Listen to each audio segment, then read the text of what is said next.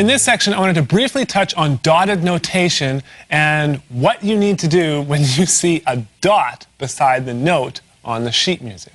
So what I've done is I just put together 5 quick examples to kind of show you how the dot affects the note and what that does to the length or the value of the note. So basically, a dot, if you see it after a note, that adds half of the value to the note. So if you see a dot after a quarter note, that quarter note becomes a super quarter note, and it turns into 1.5 quarter notes. Now, when you talk about value, what is that, a dotted quarter note? How many eighth notes does that equal? Well, 1 quarter note equals 2 eighth notes. So if you add half of the value to the quarter note because of the dot, 1 dotted quarter note equals 3 eighth notes.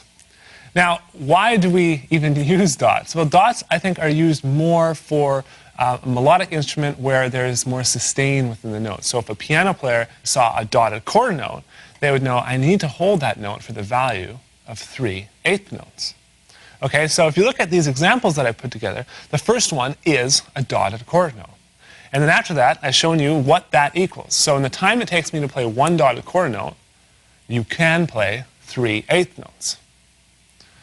Okay, now look at number 2.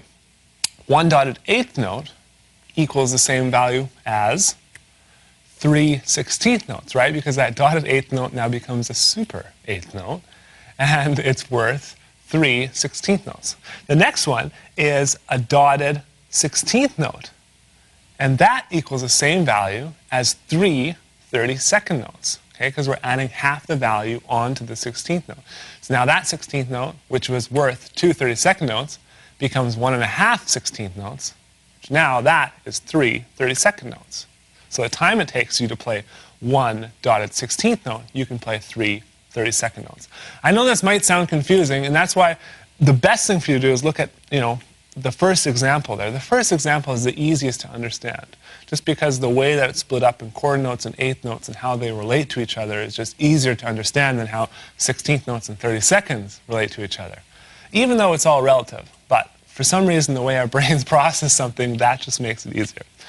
Down to number 4, you have 1 eighth note triplet, 1 dotted eighth note triplet. And what does that equal? That equals 3 16th note triplets. And then the final example is 1 dotted quarter note triplet is the same value as 3 eighth note triplets. So I hope I shed a little bit of light on dotted notes, but I have to be honest, I don't notate with dotted notes very much. Occasionally, you will see on count 1, I'll put a dotted eighth note, which is equal to 3 16th notes, and then I'll put a 16th note at the end. And that gives you the 1 E and A, right? So a dotted eighth note at the beginning, 1 E and A, 16th note at the end.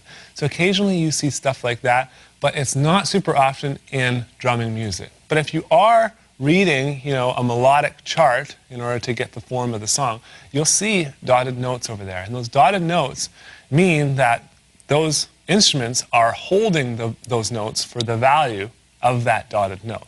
And so it could dictate, if you hit a crash and choke it, and grab the cymbal and stop the note, or it could mean you hit the crash and let it ring out for a longer time because it's a dotted note. So they do have some place in drumming music. They're just not as prevalent as in, piano music, or if you're playing sax, or if you're playing bass, or anything like that. All right, so I hope I've helped a little bit. Now let's move on to the next section.